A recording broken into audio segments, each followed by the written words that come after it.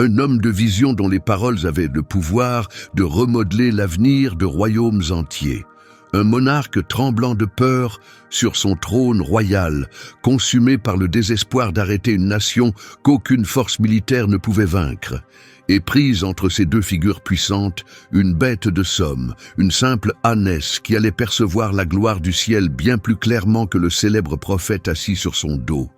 Ce que vous allez entendre figure parmi les récits les plus étranges et les plus troublants jamais consignés dans les Écritures sacrées.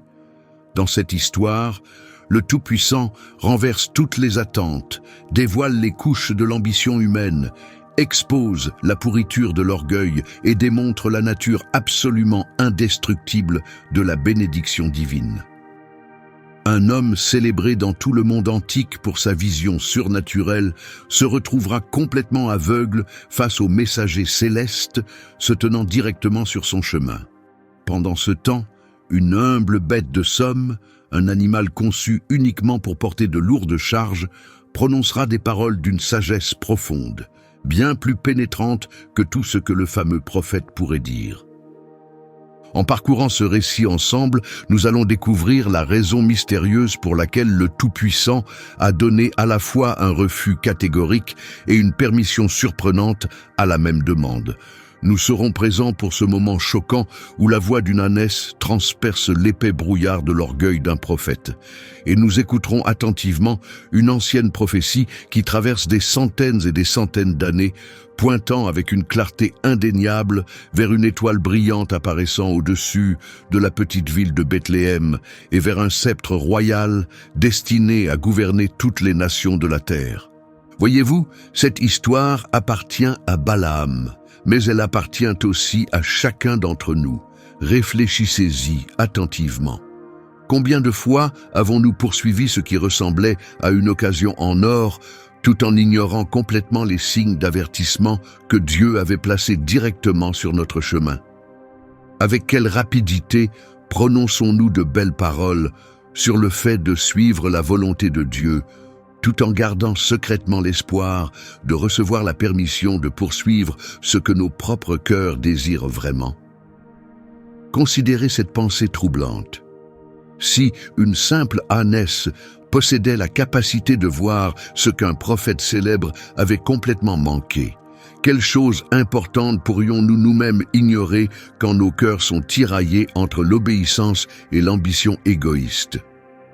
Vous allez être témoin de la preuve qu'aucune puissance existant sur cette terre ne possède la capacité d'inverser ou d'annuler une bénédiction que Dieu lui-même a déclarée.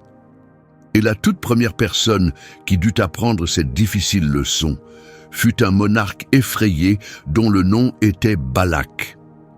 S'étendant sur les collines sèches et poussiéreuses du pays de Moab, l'atmosphère était lourde d'une anxiété tacite et d'une tension grandissante. Les rumeurs chuchotées voyageaient plus vite que les vents chauds du désert.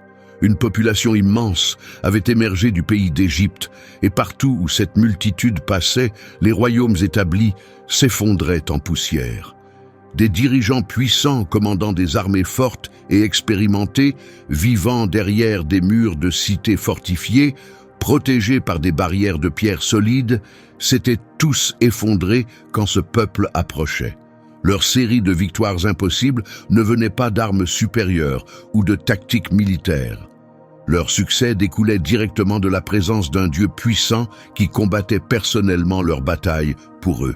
Balak, le roi régnant sur tout Moab, se tenait sur le balcon surélevé de son palais, ses yeux inquiets, fixés sur l'horizon lointain. Au loin, s'étendant comme des vagues infinies roulant sur un rivage sablonneux, se déployait une mer incalculable de tentes appartenant à la nation d'Israël. Des familles ordinaires se rassemblaient autour de feux de camp crépitants, préparant leur repas du soir. De petits enfants riaient et jouaient dans le sable chaud. Des hommes et des femmes âgés étaient assis sous la voûte étoilée, partageant d'anciennes histoires avec les jeunes générations. Aux yeux effrayés du roi Balak, cette scène domestique paisible semblait plus terrifiante que d'affronter des bataillons organisés de soldats armés et entraînés. « Leur nombre est tout simplement trop grand », murmura-t-il, la voix tendue par une crainte grandissante. Si ces gens décident de se lever et de marcher contre notre nation, Moab sera complètement consumé et dévoré, comme l'herbe sèche disparaît devant un feu de forêt déchaîné. Cette peur profonde et paralysante poussa le roi vers une conclusion désespérée et dangereuse. Balak comprenait avec certitude que les pointes acérées des lances de ses soldats ne pourraient jamais percer le bouclier invisible que ce Dieu puissant fournissait à son peuple. Le roi avait besoin d'un type d'arme complètement différent, quelque chose qui ne pouvait pas être vu par les yeux humains, mais qui possédait tout de même un pouvoir destructeur considérable. Dans le monde antique, les malédictions prononcées étaient craintes tout autant que les épées aiguisées tirées pour le combat. Les paroles prononcées par la bonne personne, quelqu'un possédant une véritable autorité spirituelle, avaient le pouvoir de déterminer si un royaume connaissait la victoire ou subissait une ruine complète. Et il y avait un nom particulier que les gens chuchotaient avec un mélange de profond respect et de prudence, chaque fois qu'il était question de bénédiction et de malédiction. Ce nom était Balaam. Ce Balaam n'était pas un diseur de bonne aventure ordinaire ou un voyant commun. Sa réputation de précision surnaturelle s'était répandue bien au-delà de toutes les frontières nationales. Chaque fois que Balaam prononçait une bénédiction sur quelqu'un, la prospérité et le succès visible suivaient immanquablement. Chaque fois qu'il lançait une malédiction contre un ennemi, une destruction rapide s'abattait inévitablement sur lui. De puissants rois recherchaient activement ses services, et des nations entières le traitaient avec le plus grand respect.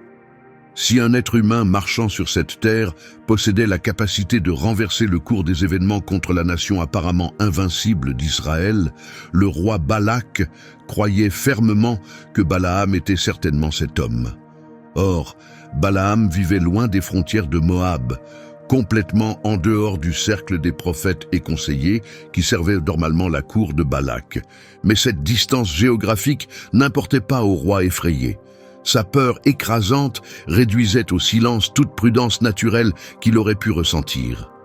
Le monarque désespéré prit sa décision sans hésitation.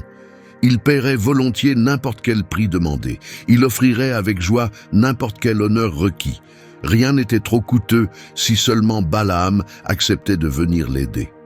Des messagers royaux furent rapidement convoqués au palais et chargés de promesses extravagantes de richesse, d'influence et de gloire durable.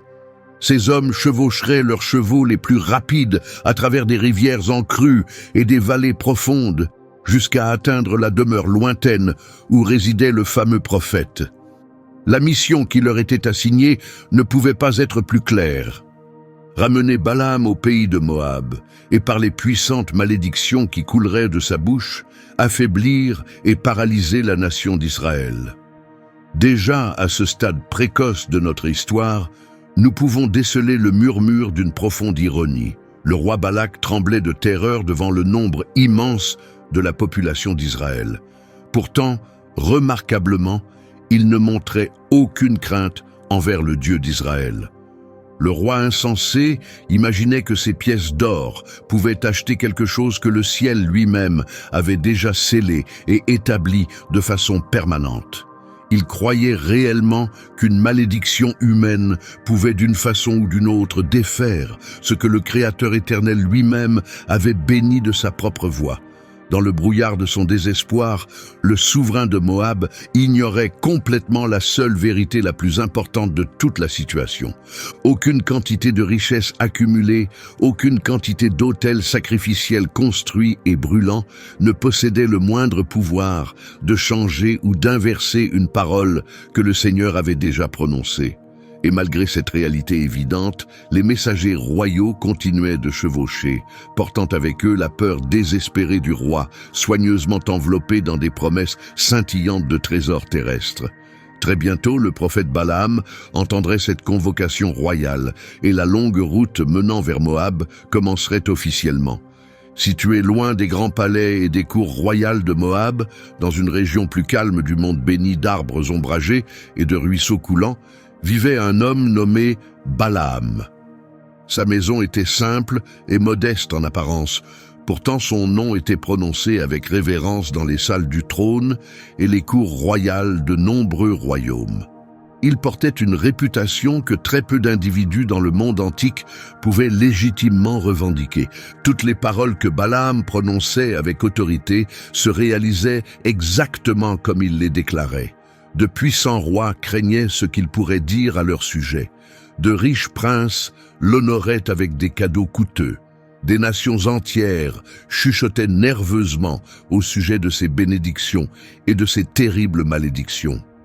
Pour cet homme remarquable, les paroles prononcées fonctionnaient comme des armes puissantes, façonnant et dirigeant activement les destins des individus et des royaumes. C'est précisément chez cet homme célèbre que les messagers épuisés du roi Balak arrivèrent finalement après leur long voyage. L'épaisse poussière de la route s'accrochait encore à leurs vêtements de voyage quand ils descendirent de leurs chevaux fatigués, leur corps alourdi par le poids de la peur désespérée de leur roi. Avec une courtoisie soigneusement pratiquée et un protocole formel, ils s'inclinèrent profondément devant le prophète et délivrèrent leurs suppliques urgentes et désespérées. Un peuple nombreux et puissant a émergé du pays d'Égypte, expliquèrent-ils. Cette vaste multitude couvre maintenant la surface visible de la terre où que l'on regarde, et ils se sont installés directement en face de notre territoire. Nous vous supplions de venir avec nous et de prononcer une malédiction sur eux, car leur puissance est tout simplement trop grande pour que notre roi puisse la gérer. Si vous nous aidez, peut-être alors nos armées seront-elles capables de les vaincre et de les chasser définitivement de notre région. Notre roi a promis de vous récompenser avec de grandes richesses, incluant argent, aurait les positions les plus honorables de sa cour royale. Le prophète Balaam laissa ses yeux pensifs s'attarder sur les visages de ses messagers anxieux. L'offre qu'ils apportaient était indéniablement tentante et attrayante. Les images mentales de coffres au trésor débordant de métaux précieux, de recevoir une reconnaissance et une renommée généralisée et de gagner encore plus d'influence dans tout le monde connu pressaient fermement son imagination active. Pourtant, malgré l'attrait de ses promesses, quelque chose en lui hésitait. Contrairement aux diseurs de bonne aventure ordinaires et aux praticiens spirituels servant d'autres nations, Balaam avait personnellement rencontré et communiqué avec le Dieu du ciel, la seule vraie divinité dont la voix tonnait avec une autorité absolue sur toute la création.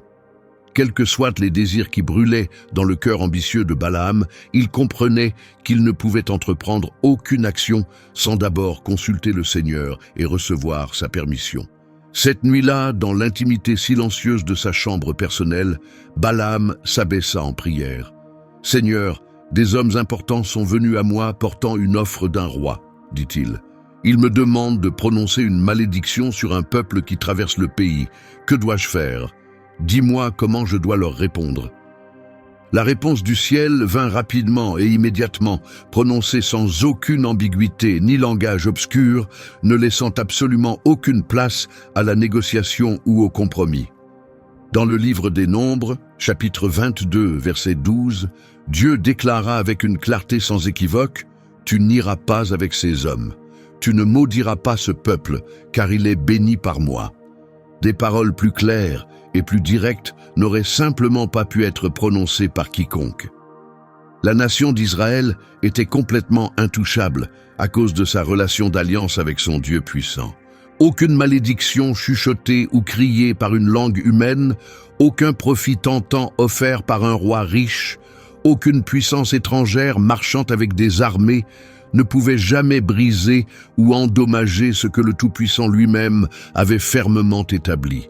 Quand le matin arriva et que la lumière du soleil remplit sa maison, Balaam se tint avec une dignité composée devant les messagers qui attendaient et parla d'un ton mesuré et prudent. « Vous devez retourner dans votre propre pays, les informa-t-il, car le Seigneur a refusé de me donner la permission de vous accompagner dans ce voyage. » À première écoute, sa réponse sonnait certainement juste et obéissante. Mais faites bien attention aux détails subtils cachés dans ses paroles. Balaam n'a pas déclaré avec audace « La nation d'Israël est bénie par le Dieu Tout-Puissant et ne peut donc pas être maudite par quiconque. Il n'a pas annoncé courageusement, ce serait méchant et mauvais pour quiconque de s'opposer à la volonté du Dieu Très-Haut. Au lieu de cela, il a soigneusement formulé sa réponse seulement comme Dieu ne lui permettant pas actuellement d'y aller. En parlant ainsi, il laissait la porte légèrement entr'ouverte, juste une petite fissure, mais entr'ouverte tout de même. Les messagers déçus commencèrent leur long voyage de retour vers Moab, leur visage lourd du poids de l'échec et des mauvaises nouvelles. Quand ils se tinrent finalement devant le roi Balak et rapportèrent le refus de Balaam, la frustration bouillonnante du roi s'enflamma immédiatement en colère ardente. « Le prophète résiste à mon invitation seulement parce que mon offre initiale n'était pas assez généreuse. » Marmonna Balak avec une détermination amère. « J'enverrai simplement des hommes plus importants portant des promesses bien plus grandes la prochaine fois. Ce Balaam ne refusera plus ma demande. » Et ainsi, la scène fut soigneusement préparée pour ce qui allait suivre. Un prophète au cœur divisé et en conflit avait prononcé des paroles reflétant la vérité de Dieu, mais il les avait livrées sans conviction véritable ni engagement total. Un roi effrayé était pleinement préparé et déterminé à réessayer avec une pression plus grande.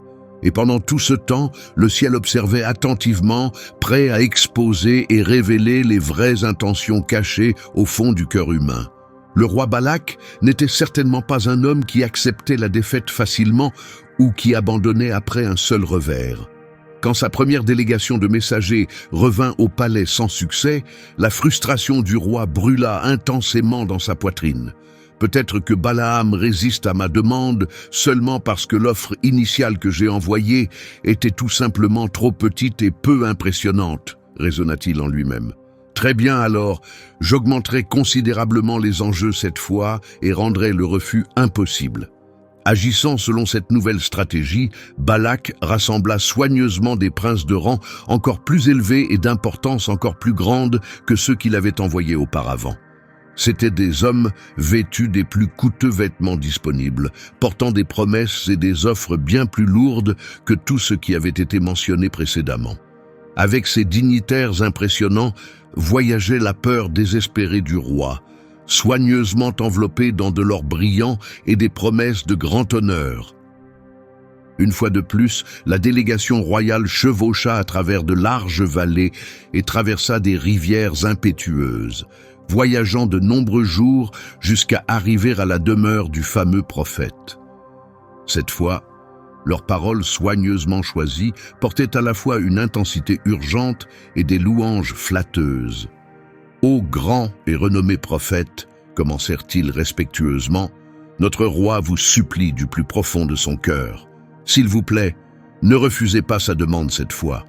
Si vous acceptez de venir avec nous à Moab, le roi vous couvrira du plus grand honneur imaginable. Quelles que soient les paroles que vous prononciez, quelles que soient les demandes que vous fassiez, il les accomplira immédiatement pour vous. Une richesse incalculable, de l'influence dans tout le royaume, une position élevée de pouvoir et de prestige. Toutes ces récompenses, et plus encore, vous appartiendront. La seule chose que nous demandons en retour est que vous maudissiez ce peuple gênant pour nous. » Au plus profond de sa poitrine, Balaam sentit son cœur se mettre à battre plus vite d'excitation. Le premier groupe de messagers avait déjà éveillé son imagination avec leur offre initiale. Cette seconde délégation frappait encore plus profondément au cœur de ses désirs.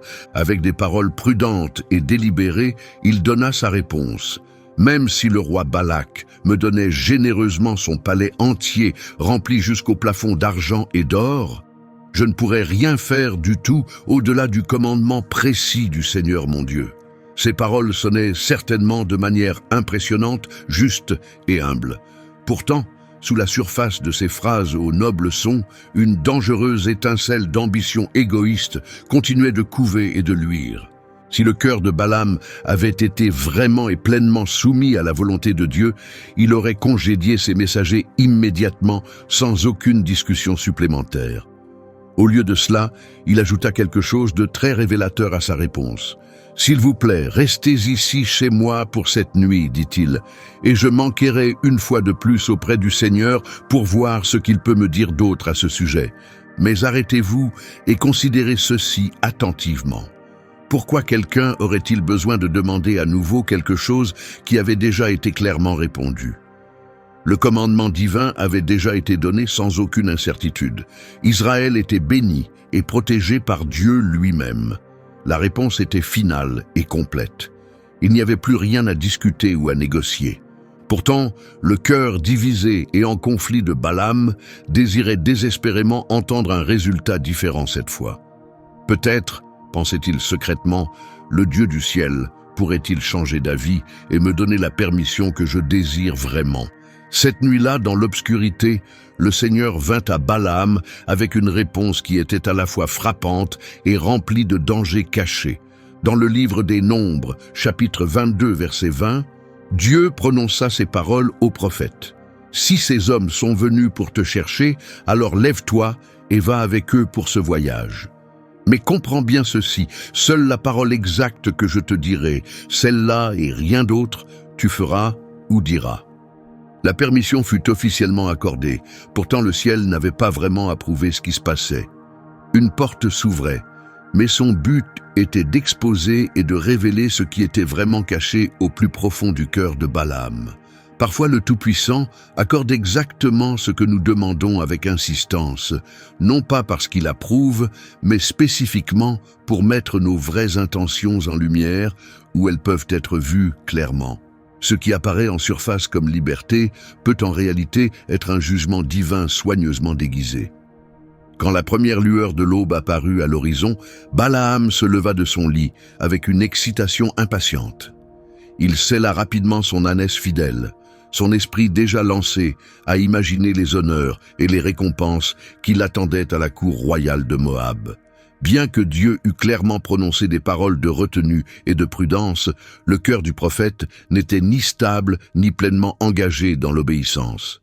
Il croyait follement qu'il pouvait marcher avec succès sur une ligne dangereuse, soigneusement équilibrée entre une véritable obéissance à Dieu et la poursuite de ses propres désirs égoïstes. Mais le ciel n'avait pas été trompé par son apparente soumission. Les Écritures le disent absolument clairement dans le livre des Nombres, chapitre 22, verset 22, où nous lisons que la colère de Dieu s'enflamma parce que Balaam partait pour ce voyage. Le prophète se considérait parfaitement obéissant et dans les limites appropriées. Pourtant le Seigneur, qui voit tous les cœurs clairement, jugea les vraies motivations cachées sous la surface. Balaam avançait sous ce qui semblait être une permission divine, tout en se déplaçant directement sous une opposition divine. La route devant lui ne serait ni douce ni facile. Elle deviendrait une confrontation dramatique, une rencontre qui changerait le cours de la vie de Balaam pour toujours. Le soleil s'était à peine levé au-dessus des collines lointaines quand Balaam monta sur le dos de son ânesse et commença à avancer avec les princes distingués de Moab, chevauchant à ses côtés. Aux yeux des hommes importants qui l'accompagnaient, la scène devait ressembler à un moment de grand triomphe et de succès. Voici le prophète renommé répondant enfin à l'appel urgent d'un roi puissant. Mais complètement invisible à tous ces voyageurs humains, la colère brûlante du Seigneur flamboyait avec intensité. La permission de faire ce voyage avait été techniquement accordée, oui, mais l'ambition et la cupidité sous-jacente du prophète rendaient chaque pas en avant sur cette route de plus en plus dangereux. Ce que Balaam croyait sincèrement devenir son glorieux chemin vers la richesse et la reconnaissance était en réalité, de façon cachée, une route dangereuse menant directement vers une confrontation divine. Et ainsi, les cieux décidèrent d'intervenir de manière dramatique et indéniable. Les Écritures sacrées nous révèlent dans le livre des Nombres, chapitre 22, verset 22, que l'ange du Seigneur se positionna directement au milieu de la route, se tenant là avec une épée dégainée fermement serrée dans sa main, prêt au combat. Un ange puissant avait pris position en tant que guerrier céleste, se tenant là spécifiquement pour résister et s'opposer à la progression de Balaam. La lame tranchante de son épée captait la lumière du matin et brillait d'un éclat terrifiant. Pourtant, remarquablement, Balaam, cet homme qui avait bâti toute sa réputation sur sa capacité à voir dans le domaine spirituel, ne percevait absolument rien d'inhabituel. La personne même qui aurait dû posséder la capacité surnaturelle de discerner la présence de Dieu était complètement et totalement aveugle à ce qui se tenait directement devant lui. L'humble ânesse marchant sous lui, cependant, voyait tout avec une clarté parfaite et complète. Elle pouvait voir exactement ce que son célèbre maître ne pouvait pas voir. La première des 3 rencontres dramatiques se produisit sur une section de chemin ouvert avec des champs s'étendant de chaque côté. Le puissant ange se tenait bloquant la route devant, son épée scintillant d'une lumière surnaturelle, prêt à frapper. L'ânesse, voyant ce spectacle terrifiant, dévia soudainement du chemin et s'aventura directement dans le champ ouvert à côté de la route. Balaam se trouva surpris et profondément embarrassé par ce comportement inattendu, surtout avec les princes importants de Moab, observant chacun de ses mouvements. Dans sa frustration et son humiliation, il leva son bâton de bois et frappa l'ânesse durement sur le corps. À sa perception humaine limitée, son comportement ne semblait être rien de plus qu'une défiance animale, têtue. Mais le ciel voyait quelque chose de complètement différent. Le ciel reconnaissait un acte de pure miséricorde en train de se produire. La deuxième rencontre dramatique se produisit un peu plus loin, sur le trajet, dans une section étroite de la route qui passait entre les murs de pierre d'une vigne. L'ange du Seigneur avança et se positionna pour bloquer complètement ce passage étroit. L'ânesse fidèle, voyant le guerrier céleste bloquer son chemin une fois de plus, pressa son corps contre l'un des murs de pierre dans une tentative désespérée de se faufiler sans approcher l'épée mortelle de l'ange. Ce faisant, elle écrasa accidentellement le pied de Balaam douloureusement contre les pierres rugueuses du mur. Une douleur vive et intense traversa la jambe du prophète et dans sa fureur grandissante face à ce qu'il percevait comme un mauvais comportement animal continu, il leva son bâton et frappa l'ânesse une seconde fois, encore plus fort qu'avant. Toujours complètement aveugle à la réalité spirituelle qui l'entourait, toujours brûlant de colère égoïste, manquant toujours complètement la main protectrice de Dieu tendue contre son dangereux voyage. La troisième et dernière rencontre se produisit au point le plus étroit de toute la route, une section si serrée et confinée qu'il n'y avait absolument aucune place pour que l'ânesse se détourne dans l'une ou l'autre direction. L'ange se tenait là, complètement immobile, son épée étincelante maintenant levée haut dans les airs, prête à abattre quiconque oserait approcher. L'ânesse, tremblant de peur devant le spectacle, s'effondra simplement et s'affaissa au sol sous le poids de Balaam, incapable d'avancer et incapable de se détourner. Et le prophète, maintenant complètement consumé par une rage aveugle face à ce comportement animal apparemment impossible, l'abattit sauvagement une troisième fois. 3 avertissements séparés avaient été donnés. 3 actes distincts de miséricorde divine avaient été montrés. 3 coups violents avaient été portés dans une cécité spirituelle complète. Et puis quelque chose d'absolument extraordinaire se produisit, quelque chose qui ne s'était jamais produit auparavant dans toute l'histoire enregistrée. Le livre des Nombres, chapitre 22, verset 28, rapporte ces paroles remarquables. Alors le Seigneur ouvrit la bouche de l'ânesse, et elle parla directement à Balaam, disant « Que t'ai-je fait pour mériter ce traitement de ta part, que tu m'aies frappé ces 3 fois séparés ?» Prenez un moment pour imaginer pleinement cette scène incroyable se déroulant. Une simple bête de somme, un animal qui était resté silencieux tout au long de son existence, raisonnait et parlait maintenant intelligemment avec le célèbre prophète qui chevauchait sur son dos. Et Balaam, si complètement aveuglé par sa colère brûlante et son orgueil frustré, répondit effectivement à cet animal parlant sans montrer aucun choc ni surprise face à ce qui se passait. « Tu m'as complètement ridiculisé devant ces hommes importants. lui cria-t-il. « Si j'avais une épée tranchante disponible dans ma main en ce moment, je te tuerais immédiatement pour cette humiliation. » L'ânesse lui répondit avec des paroles calmes et raisonnables. « Ne suis-je pas ton ânesse fidèle, le même animal que tu as monté tout au long de ta vie jusqu'à ce jour? Me suis-je jamais comporté ainsi auparavant? T'ai-je jamais donné une raison de douter de mon obéissance ?» Et Balaam, complètement piégé et pris au dépourvu par la simple logique de l'argument de cet animal, ne put que murmurer une réponse calme et embarrassée. « Non, tu ne l'as pas fait. » À ce moment précis d'aveu, Dieu ouvrit les yeux spirituels de Balaam, et là, se tenant directement devant lui, apparut l'ange du Seigneur dans toute sa gloire terrifiante. L'épée mortelle restait dégainée et prête, le visage céleste sévère et rempli de jugements justes. Une vague de peur écrasante déferla à travers chaque fibre de l'être du prophète, et il tomba immédiatement en avant, pressant son visage à plat contre le sol poussiéreux en soumission complète. L'ange parla avec une autorité qui ébranla Balaam jusqu'au plus profond de lui-même. « Pourquoi as-tu battu ton ânesse fidèle ces 3 fois?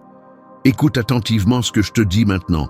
Je suis sorti spécifiquement pour m'opposer à toi et bloquer ton chemin parce que la voie que tu as choisi de suivre est perverse et corrompue à mes yeux.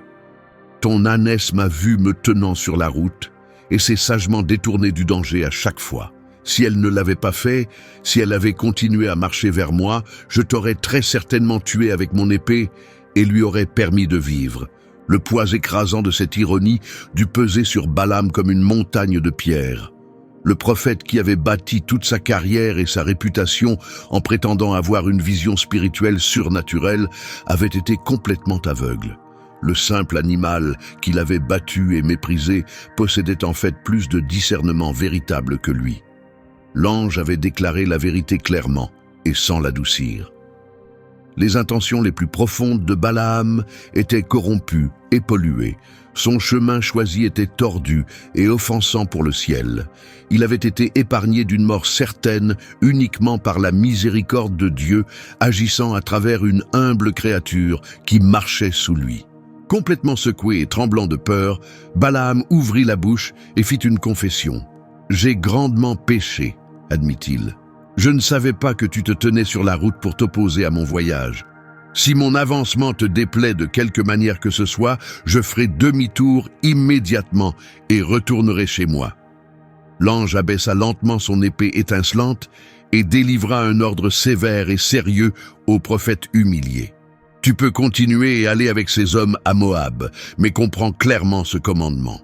Tu ne dois dire que la parole exacte que je te dirai de prononcer. Rien de plus et rien de moins. » Balaam se releva lentement du sol, profondément humilié, mais restant toujours sous l'œil vigilant du ciel. Son cœur le plus intime et ses motivations cachées avaient été complètement exposés pour que tous les voient. Sa réputation célébrée de prophète puissant ne pouvait pas le protéger de la correction et de la discipline divine. L'ânesse, l'ange, l'épée dégainée, tous 3 témoignaient ensemble d'une seule vérité inébranlable. La vraie obéissance ne se mesure jamais par les actions extérieures ou les paroles prononcées seules. Elle se mesure par la soumission complète du cœur à la volonté et à l'autorité de Dieu.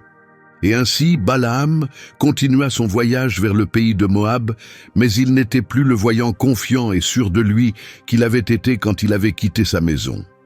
Maintenant, il voyageait comme un homme qui avait entrevu à quel point il avait été terriblement proche de sa propre destruction. Pourtant, la route qui s'étendait devant lui était loin d'être terminée. De plus grandes révélations et des rencontres plus puissantes l'attendaient encore parmi les collines de Moab.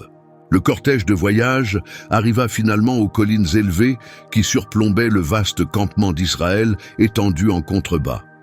Le roi Balak, agité par une anxiété nerveuse et à peine capable de contenir son impatience, ne perdit pas de temps en politesse ou en salutations formelles. il conduisit immédiatement Balaam vers un haut lieu de culte d'où les innombrables tentes d'Israël s'étendaient à travers le fond de la vallée comme une vaste mer de toile blanche scintillant magnifiquement sous les rayons brillants du soleil. Aux yeux effrayés du roi, ce spectacle massif ne représentait rien d'autre que la terreur et un malheur imminent. Mais aux yeux du ciel, regardant en bas, c'était une belle image de la promesse divine fidèlement accomplie. Le roi Balak avait ordonné à ses serviteurs de préparer des autels pour le sacrifice, 7 au total, chacun chargé d'offrandes de taureaux et de béliers. Le roi insensé croyait réellement que la simple quantité et le coût du rituel religieux pourraient d'une façon ou d'une autre influencer et faire pencher le résultat en sa faveur. Il imaginait que le Dieu d'Israël pouvait être acheté et manipulé avec des offrandes impressionnantes, comme si le Tout-Puissant était une divinité locale qui pouvait être corrompue. Avec une anticipation avide brillant dans ses yeux, le roi se tourna face au prophète et fit sa demande urgente. « Maintenant prononce la malédiction sur eux pour moi. Détruis-les avec tes paroles. » Balaam, toujours profondément ébranlé par l'avertissement terrifiant qu'il avait reçu de l'ange sur la route, s'écarta du roi pour chercher une parole du Seigneur. Et la parole de Dieu lui vint avec une clarté sans équivoque et une fermeté inflexible. Quand le prophète revint se tenir devant le roi qui attendait, les yeux de Balak brillaient d'une attente avide, anticipant pleinement des paroles de destruction et de malédiction. Au lieu des malédictions que le roi désirait désespérément entendre, la voix de Balaam tonna à travers le sommet de la colline avec des paroles de puissantes bénédictions. « Du lointain pays d'Aram, le roi Balak m'a fait venir ici, » proclama le prophète d'une voix forte. « Le roi m'a commandé en disant, « Viens et maudis les descendants de Jacob pour moi.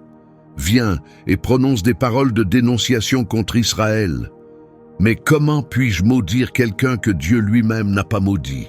Comment puis-je dénoncer quelqu'un que le Seigneur lui-même n'a pas dénoncé? Du sommet de ces hauteurs rocheuses, je peux les voir clairement. De ces collines élevées, je regarde en bas et je les contemple. Ils sont un peuple qui demeure à part de toutes les autres nations, mis à part et distinct, non comptés ou dénombrés parmi les peuples communs de la terre. Ces paroles inattendues frappèrent les oreilles du roi Balak comme le coup lourd du marteau d'un forgeron. La nation d'Israël avait été déclarée un peuple mis à part et spécialement choisi par Dieu lui-même. Ils étaient complètement intouchables par tous les stratagèmes ou complots humains, bien au-delà de la portée de la peur désespérée de Balak. Le visage expectatif du roi s'effondra dramatiquement, ses traits se tordant de choc et d'amère déception. Ce n'était pas le pouvoir surnaturel qu'il avait payé si cher pour acheter. « Que m'as-tu fait ?» cria le roi dans l'angoisse et la frustration. « Je t'ai fait venir d'un pays lointain spécifiquement pour maudire mes ennemis et les détruire. Au lieu de maudire, tu as prononcé une puissante bénédiction sur eux. » Balaam répondit au roi furieux avec un ton de calme certitude qui ne pouvait être ébranlé. « Ne dois-je pas dire exactement ce que le Seigneur place dans ma bouche?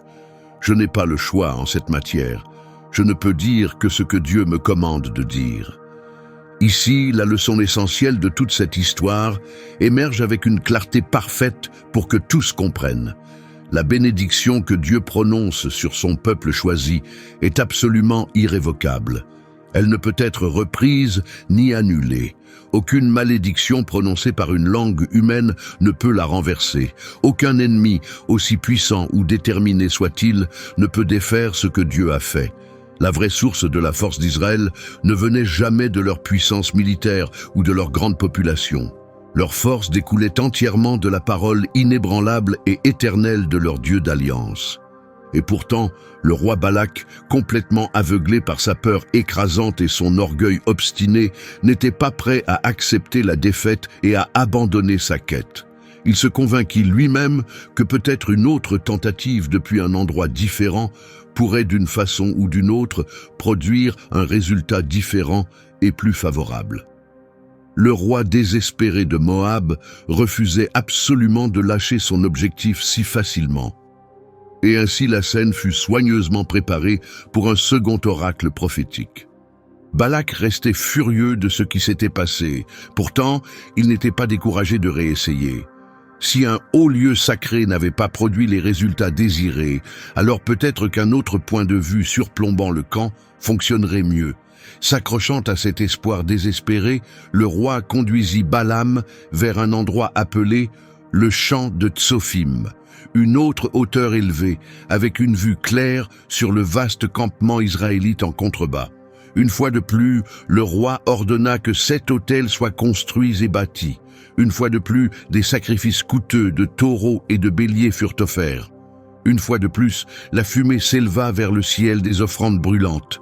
Balak s'accrochait obstinément à l'espoir insensé que sa persistance et sa détermination pourraient, d'une façon ou d'une autre, plier la volonté divine pour correspondre à ses propres désirs. Balaam se retira de la présence du roi une fois de plus, cherchant à entendre une parole du Seigneur. Et une fois encore, la parole de Dieu lui vint, inébranlable dans son autorité et absolue dans sa certitude. Quand le prophète revint là où le roi attendait anxieusement, Balak se pencha en avant avec une impatience désespérée, affamé de paroles de malédiction et de destruction contre ses ennemis. Au lieu de malédiction, cependant, le prophète délivra une révélation encore plus puissante et vaste que la première ne l'avait été. « Lève-toi de là où tu es assis, Balak, et écoute attentivement mes paroles. Donne-moi toute ton attention, fils de Tsippor. Dieu n'est pas un simple être humain pour qu'il dise des mensonges. Il n'est pas un fils d'homme mortel pour qu'il change d'avis sur quelque chose. Dieu a-t-il jamais prononcé une promesse et manqué de la tenir ? A-t-il jamais déclaré quelque chose et manqué de l'accomplir? Écoute attentivement ce que je dis. J'ai reçu un commandement direct du ciel de bénir ce peuple. Dieu lui-même les a bénis de sa propre voix, et je n'ai absolument aucun pouvoir de révoquer ou d'annuler ce qu'il a fait.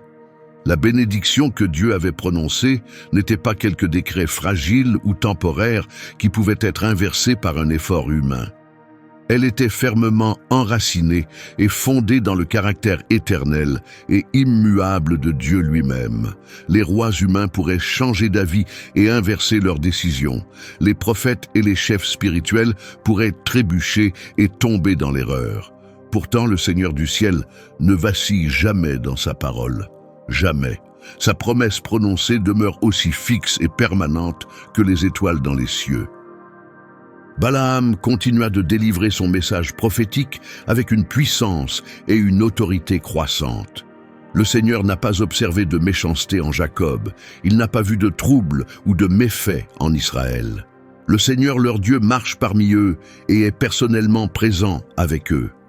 Le cri triomphant de leur roi résonne à travers leur camp. Dieu lui-même les a fait sortir du pays d'Égypte avec une puissance formidable. Il possède une force comparable à la puissance d'un buffle sauvage. Comprenez bien cette vérité. Il n'y a absolument aucun sortilège magique ou enchantement qui puisse agir contre Jacob.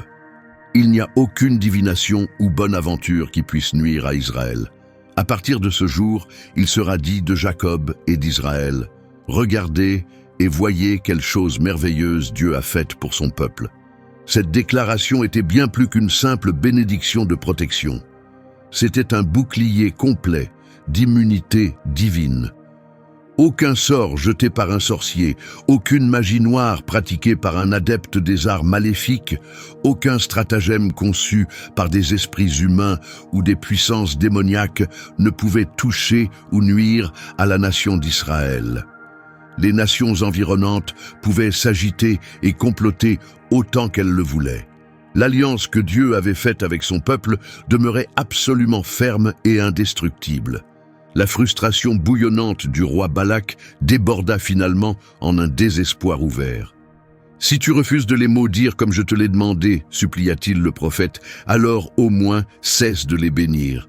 Ne prononce plus de bonnes paroles sur eux. » Sa supplique pathétique révélait à quel point sa situation était devenue désespérée et sans issue. Son espoir initial s'effondrait complètement sous le poids écrasant de la parole indestructible de Dieu. Balaam ne pouvait que répondre avec ce qui était devenu indéniablement évident pour tous les présents. Ne t'ai-je pas dit clairement dès le début? Tout ce que le Seigneur me dit, je dois absolument le faire. Je n'ai pas d'autre choix. Pourtant, la détermination obstinée du roi Balak n'était pas encore complètement épuisée. Si la deuxième montagne avait échoué à produire la malédiction désirée, alors le roi se convainquit que peut-être une troisième tentative pourrait enfin réussir. Le dirigeant désespéré de Moab ferait un effort de plus, ne réalisant absolument pas qu'à chaque nouvelle tentative, Dieu magnifiait simplement sa propre gloire et démontrait plus clairement la futilité complète de résister à sa volonté souveraine. La frustration du roi Balak avait finalement atteint son point de rupture absolue, pourtant sa détermination désespérée le poussait encore à essayer une fois de plus. Si deux montagnes différentes avaient échoué à produire la malédiction qu'il voulait, alors peut-être qu'un troisième emplacement pourrait enfin produire les paroles destructrices qu'il désirait entendre.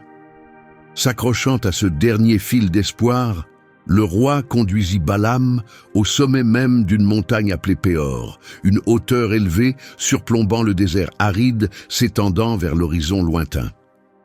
Une fois de plus, 7 autels furent soigneusement élevés et construits. Une fois de plus, 7 taureaux et 7 béliers furent offerts en sacrifice. Une fois de plus, la fumée s'éleva vers le ciel des offrandes brûlantes. Et une fois de plus, le ciel resta complètement insensible à toute cette activité religieuse. Cette fois, cependant, quelque chose de vraiment remarquable et différent se produisit. Balaam ne prit même pas la peine de se retirer de la présence du roi pour chercher des présages ou des signes comme il l'avait fait auparavant. Au lieu de cela, l'Esprit de Dieu vint sur lui directement avec une puissance écrasante, et les paroles qui coulèrent de sa bouche portaient un tel poids et une telle autorité qu'elles firent taire tous les sons à travers les collines.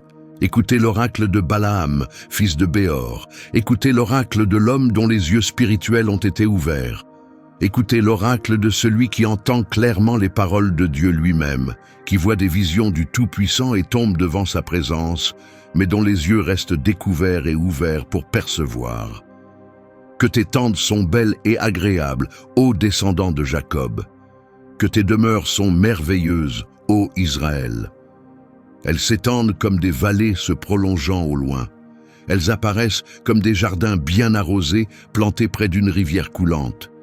Elles se dressent comme des aloès parfumés plantés par le Seigneur lui-même. Elles s'élèvent comme de puissants cèdres poussant près d'eaux abondantes. L'eau débordera de leurs seaux en abondance. Leurs descendants se multiplieront et se répandront dans de nombreuses terres près de grandes eaux. Leur roi s'élèvera plus haut que le roi appelé Agag. Leur royaume sera élevé et exalté au-dessus de tous les autres. Ce n'était pas une malédiction de destruction, c'était une description époustouflante et glorieuse du magnifique avenir d'Israël. Leurs innombrables tentes, loin de représenter une menace pour le roi Balak, comme il l'imaginait, étaient vues comme belles et précieuses aux yeux du Dieu Tout-Puissant. Leur destinée n'était pas la destruction, mais plutôt l'abondance, la force et l'exaltation au-dessus de toutes les autres nations. Un grand roi s'élèverait parmi leurs descendants, un dirigeant bien plus grand et plus puissant que ce que les nations environnantes pourraient produire. Balaam continua de délivrer son message prophétique avec encore plus de puissance. Dieu fait sortir ce peuple d'Égypte de sa propre main puissante. Cette nation possède la force et la puissance d'un buffle sauvage. Ils consumeront et dévoreront les nations qui s'opposent à eux et se dressent comme leurs ennemis. Ils briseront les os de ceux qui combattent contre eux. Ils transperceront leurs adversaires de flèches mortelles. Cette nation s'accroupit dans sa force. Ils se couchent comme un lion puissant. Qui oserait les réveiller de leur repos? Bénis soient tous ceux qui bénissent ce peuple, et maudits soient tous ceux qui les maudissent. L'ancienne promesse d'alliance que Dieu avait originellement donnée à Abraham résonnait maintenant à travers la voix de Balaam, un prophète qui était initialement venu pour maudire. La destinée d'Israël s'étendait bien au-delà de la simple survie. Ils étaient destinés à un triomphe complet et total sur chaque ennemi. Il s'élèverait parmi les nations comme un lion puissant que personne n'oserait défier, intouchable par des mains humaines, protégé complètement par décret divin. Le roi Balak ne pouvait plus supporter ces paroles. Dans un accès de fureur absolue, il frappa violemment ses mains l'une contre l'autre. « Je t'ai fait venir ici pour maudire mes ennemis, » cria-t-il, « et 3 fois de suite, tu les as bénis à la place. Disparais de ma vue immédiatement. Fuis vers ta maison. J'avais prévu de t'honorer avec de grandes richesses et une position élevée, mais le Seigneur t'a empêché de recevoir tout honneur. » Balaam avait été témoin et avait expérimenté bien trop de puissance divine pour être influencé ou intimidé par la rage de Balak. « Ne l'ai-je pas dit clairement à tes messagers quand ils sont venus pour la première fois chez moi ?» répondit-il calmement. « Je ne peux rien faire au-delà de ce que le Seigneur commande. Quoi qu'ils me disent, cela et seulement cela, je dois le dire. » Pourtant, Balaam n'en avait pas tout à fait fini avec son ministère prophétique à Moab. Une dernière vision restait à être délivrée. Une prophétie qui s'étendrait bien au-delà des frontières de Moab, bien au-delà des limites d'Israël lui-même, pointant avec une clarté indéniable vers la venue d'un roi différent de tout ce que le monde avait jamais vu. La colère du roi Balak brûlait d'une fureur et d'une frustration intense. Pourtant, Balaam avait encore des paroles à délivrer. 3 fois le prophète avait prononcé une bénédiction sur Israël. 3 fois le roi avait été publiquement humilié devant ses serviteurs et ses officiels. Maintenant, sous l'influence directe et l'inspiration de l'Esprit de Dieu, Balaam se préparait à délivrer un dernier oracle, une prophétie qui résonnerait bien au-delà des frontières de Moab, bien au-delà de la vie de tous les présents. Le prophète leva ses yeux vers le camp lointain d'Israël et parla d'une voix portant une autorité solennelle et lourde. « Écoutez l'oracle de Balaam, fils de Béor. Écoutez l'oracle de l'homme, dont les yeux spirituels ont été grands ouverts. Écoutez l'oracle de celui qui entend clairement les paroles de Dieu et possède la connaissance du Très-Haut. Écoutez l'oracle de celui qui voit des visions du Tout-Puissant et tombe devant sa présence, mais dont les yeux restent ouverts et découverts. Je le vois, mais pas dans le temps présent. Je le contemple, mais il n'est pas proche de moi maintenant. Une étoile sortira de Jacob. Un sceptre royal s'élèvera d'Israël. Ce dirigeant à venir écrasera le front de Moab. Il brisera et détruira tous les descendants de Seth. Édom sera dépossédé et conquis. Séhir aussi, le pays de ses ennemis, sera dépossédé. Pendant ce temps, Israël agira avec grande force et vaillance. Quelqu'un de Jacob exercera la domination et le règne. Il détruira les survivants qui restent dans les villes de ses ennemis. Ces paroles puissantes restèrent suspendues dans l'air, portant en elles à la fois une gloire magnifique et un jugement terrible. Aux oreilles du roi Balak, elles sonnaient comme une sentence de condamnation, avec sa propre nation spécifiquement nommée comme la cible du triomphe de ce dirigeant à venir. Mais pour Israël et pour tous ceux qui liraient ces paroles tout au long des siècles, cette prophétie était une belle préfiguration du Messie promis. L'étoile et le sceptre royal que Balaam décrivit pointaient indubitablement vers un roi bien plus grand que tout ce que le monde avait jamais connu. Ce dirigeant à venir s'élèverait avec puissance pour soumettre chaque ennemi.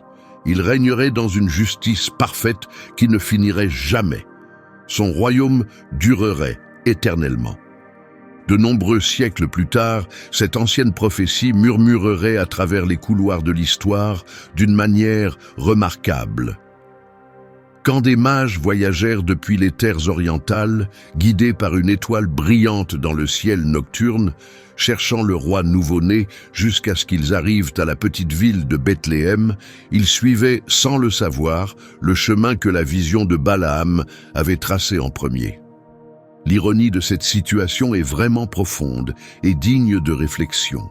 Le prophète qui avait autrefois été tenté par des offres de richesse du roi de Moab avait parlé d'un roi à venir, dont le royaume éternel ne pourrait jamais être acheté avec de l'or ou de l'argent. Ce serait une domination complètement inébranlable par la richesse ou la puissance terrestre. Le roi Balak se tenait là dans un silence furieux, complètement incapable de faire quoi que ce soit pour changer ce qui avait été déclaré. Sa richesse accumulée, ses autels soigneusement construits, sa persistance obstinée, tous ses efforts avaient complètement échoué. Ce qu'il avait espéré acheter avait au contraire proclamé sa propre chute éventuelle. Le roi, désespéré, réalisa finalement, bien trop tard, qu'aucun monarque terrestre, aucune malédiction prononcée, aucune ambition ou stratagème humain ne pourrait jamais renverser ce que Dieu avait ordonné et décrété. Pour Balaam, personnellement, cette prophétie représentait à la fois un point culminant magnifique et un avertissement solennel. Il avait prononcé une vérité bien plus grande que lui-même, des paroles qui s'étendaient vers l'éternité. Pourtant même ce prophète qui avait délivré une révélation si puissante allait plus tard trébucher et tomber dans un péché grave, démontrant combien le cœur humain peut être fragile et vulnérable. Mais la prophétie elle-même resta complètement intacte par l'échec humain. Elle demeurait indestructible et éternelle, pointant directement vers Christ, le vrai et légitime roi. Le message de cette histoire continue de résonner même maintenant, à notre époque. La bénédiction que Dieu prononce n'est pas temporaire. Ses promesses ne sont jamais incertaines. Les royaumes établis par des mains humaines s'élèvent et tombent à travers l'histoire. Mais le sceptre d'Israël demeure pour toujours. L'étoile que Balaam vit dans sa vision brille encore. Le Messie est venu exactement comme promis. Et il règne sur toute la création. Le roi Balak congédia Balaam dans une colère amère et le renvoya les mains vides. Pourtant, les paroles qui avaient été prononcées ne pourraient jamais être effacées ni reprises. L'étoile et le sceptre avaient été officiellement déclarés devant témoins, et l'histoire elle-même témoignerait de leur accomplissement complet. La route menant à Moab était originellement destinée à devenir le chemin de Balaam vers la gloire, la richesse et l'honneur. Au lieu de cela, elle devint un puissant témoignage de la souveraineté absolue de Dieu sur toutes les affaires humaines. Considérez l'improbable collection de témoins dans cette histoire. Un prophète complètement aveuglé par sa propre ambition égoïste. Un roi tremblant de peur devant des ombres qu'il ne pouvait vaincre. Une humble ânesse dont les yeux restaient grands ouverts aux réalités célestes. Et un ange se tenant prêt avec une épée dégainée. Ensemble, ces témoins révèlent une vérité qui ne peut absolument pas être ignorée par quiconque. Aucune personne et aucun pouvoir ne peut jamais renverser ce que Dieu a béni. Le roi Balak tenta d'acheter une malédiction avec son trésor d'or, mais il ne reçut que des bénédictions en retour. Il essaya de manipuler le ciel par des rituels religieux, mais il entendit plutôt le jugement déclaré contre son propre royaume. Il chercha désespérément à faire taire la promesse donnée à Israël, mais au lieu de cela, il entendit parler d'une étoile et d'un sceptre destiné à s'élever et à gouverner toutes les nations de la terre. Plus il résistait intensément, plus la volonté de Dieu brillait clairement pour que tous la voient. Balaam lui-même se tient devant nous comme un miroir dans lequel nous pouvons examiner nos propres cœurs. Il entendait la voix de Dieu avec une clarté remarquable. Pourtant son cœur continuait de pencher vers l'or et les honneurs terrestres. Il priait avec les bonnes paroles et faisait les bons gestes religieux, tandis qu'intérieurement, il désirait la permission de faire exactement ce qu'il voulait. Même quand il fut dramatiquement épargné par la miséricorde d'une ânesse et la retenue d'un ange, son histoire sert de rappel de la dangerosité d'un cœur divisé. La vraie obéissance à Dieu signifie abandonner chaque désir caché à son autorité. Cela signifie placer même nos espoirs et ambitions secrets sous sa seigneurie. Et puis il y a l'ironie profonde dans cette histoire qui nous humilie tous. L'ânesse voyait clairement ce que le prophète célèbre avait complètement manqué. La voix la moins attendue de tout le récit devint l'instrument choisi par Dieu pour la correction et l'avertissement. Cela devrait nous rappeler que le Seigneur peut utiliser n'importe qui, même la créature la plus simple et la plus humble, pour prononcer sa vérité quand elle doit être entendue. La véritable autorité spirituelle vient de la parole que Dieu donne, non des titres impressionnants que les humains portent. Pour nous tous vivants aujourd'hui, la leçon de cette histoire reste vive et intemporelle. Avons-nous, comme Balaam, jamais tenté de marcher sur les deux routes en même temps, honorant Dieu avec nos paroles, tout en poursuivant secrètement nos propres ambitions égoïstes? Avons-nous, comme Balak, jamais essayé de résister ou de combattre ce que Dieu avait déjà décrété et établi? Ce ne sont pas simplement des questions anciennes d'un passé lointain. Ce sont des défis vivants qui nous appellent à examiner honnêtement nos propres cœurs. La prophétie de l'étoile et du sceptre nous dirige directement et indubitablement vers Christ, le vrai et éternel roi. Il est la lumière qui s'est levée de Jacob, exactement comme promis. Il est le souverain dont la domination ne connaîtra jamais de fin. Soumettre pleinement nos vies à lui, c'est nous tenir fermement dans une bénédiction qui ne peut jamais être brisée par aucune force dans l'univers.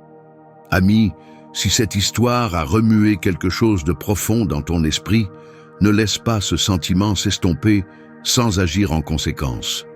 Prends le temps de réfléchir honnêtement à où ton cœur penche vraiment.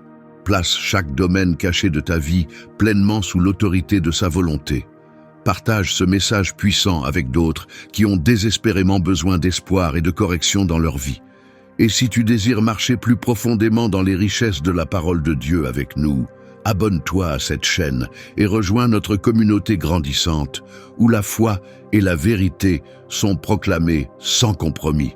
Car au final, cette histoire ancienne révèle un Dieu dont la volonté prévaut toujours à la fin, dont la parole prononcée demeure ferme pour toujours et dont la bénédiction perdure pour l'éternité.